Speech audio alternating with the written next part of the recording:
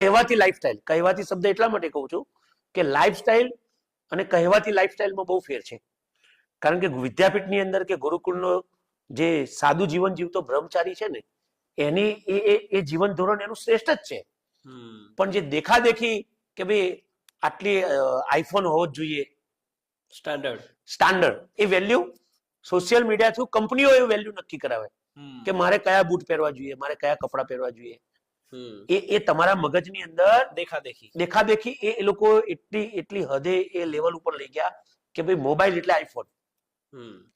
અને એટલે જે કહેવાતું જીવન ધોરણ છે એ જીવવાની દોડ છે એ તરફ લોકો જઈ રહ્યા છે. અને ગુરુકુળની અંદર એ દોડ નથી. ગુરુકુળનો બ્રહ્મચારી તમને શાંત જોવા મળશે.